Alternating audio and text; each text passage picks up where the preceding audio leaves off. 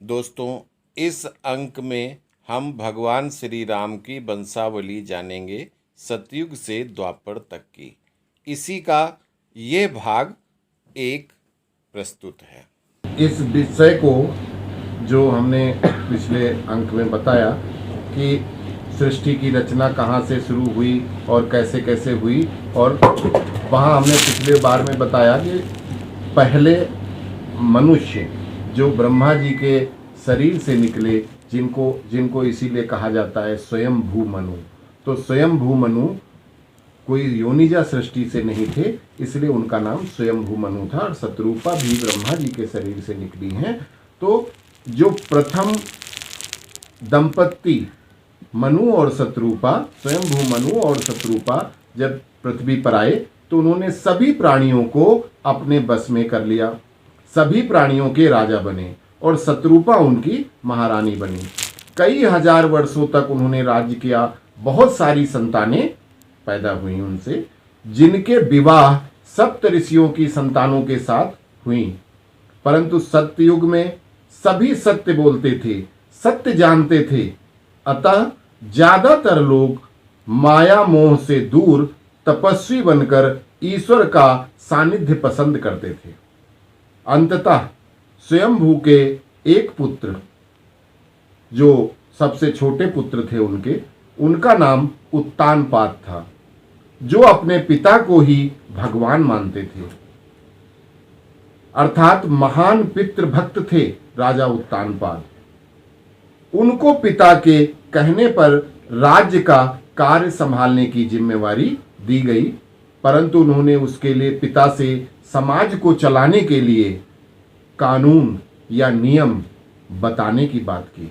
अतः स्वयंभू मनु ने जो नियम बताए, जिनको स्वयं महाराज उत्तानपाद ने लिखा, जो सबसे पुराना लिखित ग्रंथ है, क्योंकि महाराज मनु ने अपने अनुभव, अपनी याददाश्त, ब्रह्मा जी के उपदेश, सप्त ऋषियों के उपदेश, शिव जी के उपदेश, विष्णु जी के उपदेश जो सुने थे, सब कुछ अपने पुत्र को बताया कि कैसे कैसे हमें इस प्राणियों को संभालना है, कैसे राज्य चलाना है।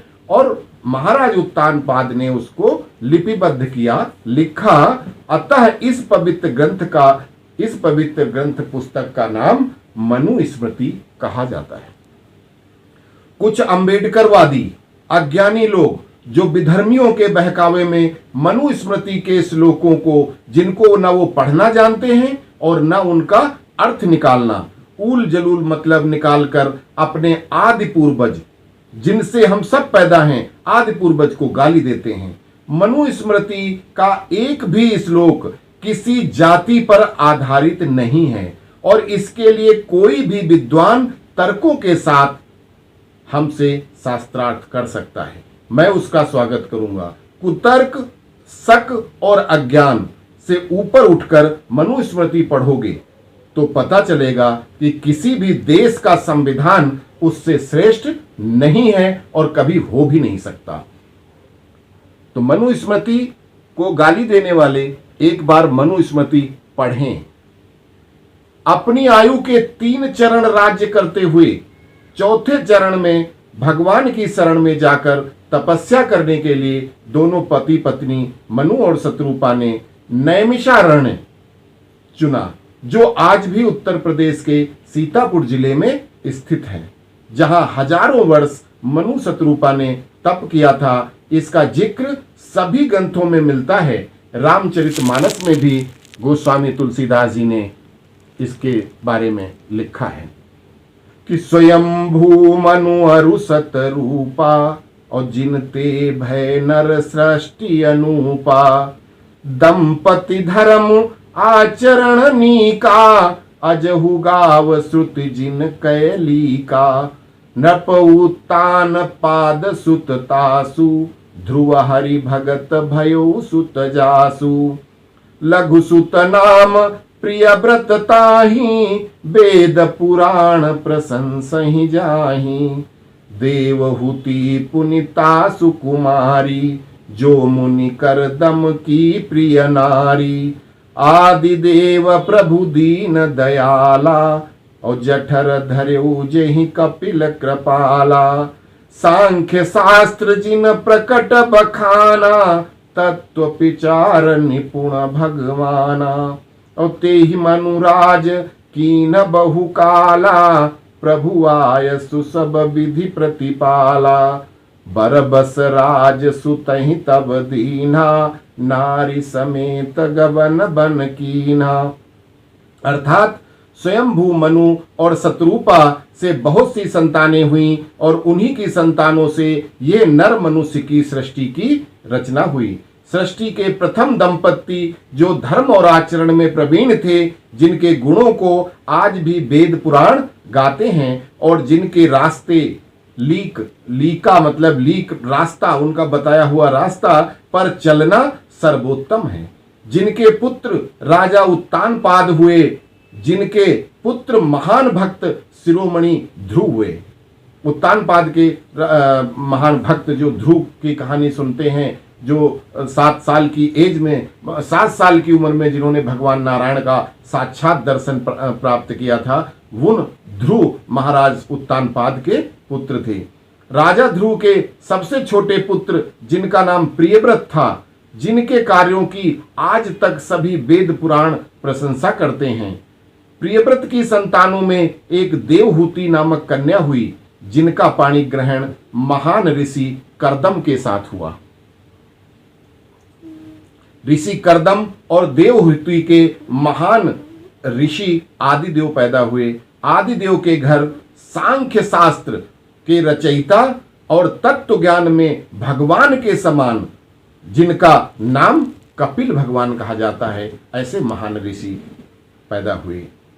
यहां आपको यह बताने की जरूरत नहीं होनी चाहिए कि संख्या शास्त्र या गणित या मैथ की रचना महान ऋषि जी जो ज्ञान में ईश्वर के समान थे, भगवान कपिल ने की थी, किसी अंग्रेज या किसी मुगल या किसी आर्यभट्ट ने नहीं की। गणित शास्त्र की रचना प्रथम मनवंतर के 2य चरण में भगवान कपिल ने की है।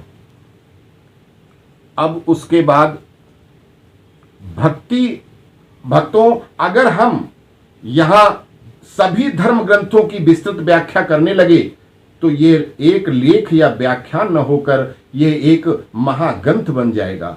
अतः हम आपको उन सभी ग्रंथों का नाम बता रहे हैं जिनसे हमने संदर्भ लेकर के भगवान राम की वंशावली तैयार की है। जैसा कि हम पहले ही बता चुके हैं कि बीच बीच में सैकड़ों नहीं बल्कि हजारों पीढ़ी छूट गई होंगी जिनका जिक्र नहीं मिला, या जिन वंशजों ने या जिन उनकी संतानों ने कोई खास काम नहीं किए, उनके नाम ग्रंथों में नहीं आए।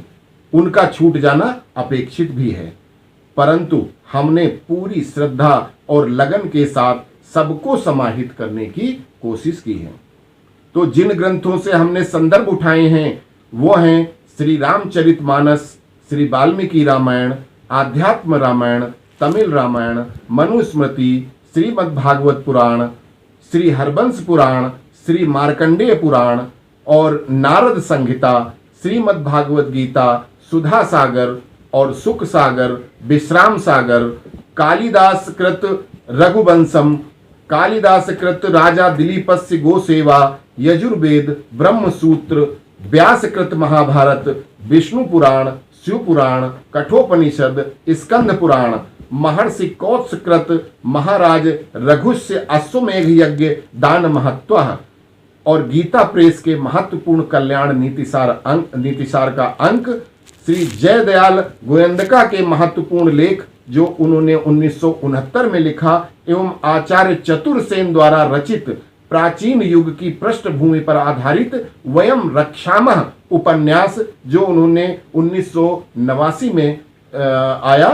तो मैंने इन सब ग्रंथों से जहां जहां से जो चीज मिली, और ये मेरा आज का नहीं, ये कम से कम हमारा वर्षों की मेहनत है जो हमने इन ग्रंथों से निकाल के अब हमारी तरफ से ये वंशावली बनकर तैयार हुई। तो हम वहां पे आते हैं कि महान ऋषि आदिदेव के घर बड़े महान सांख्य शास्त्र के रचयिता और महान ऋषि भगवान कपिल हुए और उनके कपिल के साथ उनकी एक बहन हुई जिसका नाम कला था। कला का विवाह महर्षि मरीच के साथ हुआ जिससे उनके 12 पुत्र हुए, जिसमें तीसरे नंबर के पुत्र महर्षि कश्यप हुए, जिनकी 13 कन्याओं से विवाह हुए। उनकी 2 पत्नी सगी बहन थीं, जिसमें एक का नाम दिति और दूसरी का नाम अदिति था। दिति से राक्षस असुर दैत्य पैदा हुए, वहीं अदिति से देवता आर्य ऋषि हुए। इन्हीं ऋषि कश्यप और अदिति के सबसे छोटे पुत्र का नाम सूर्यदेव के नाम पर रखा गया, जिनका नाम विवस्वान सूर्य रखा गया। पहले के जमाने में लोग बच्चों के नाम ईश्वर, ग्रह, नक्षत्र इत्यादि के नाम पर ही रखते थे। विवस्वान सूर्य का विवाह भक्त ध्रुव के पुत्र राजा प्रियव्रत के पौत्र की पुत्री संज्ञा और अश्विनी के साथ हुआ। सूर्य और संज्ञा के पुत्र वैवस्वत मनु हुए। अब इन्हीं राजा सूर्य के नाम पर इस वंश वेल का नाम सूर्य वंश पड़ा, न कि सूर्यदेव का वंश। परंतु हाँ, राजा विवस्वान असली नाम जिनको सूर्य के समान तेज, बल, बुद्धि और गति की वजह से उनका नाम सूर्य पड़ा था, और यह नाम उनके दादाजी महर्षि मरीच ने दिया था।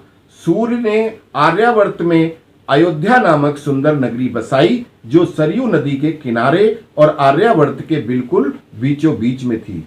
वहां से वो पूरे आर्यावर्त के प्राणियों को कंट्रोल कर सकते थे और इसी नगरी को अपनी राजधानी बनाया।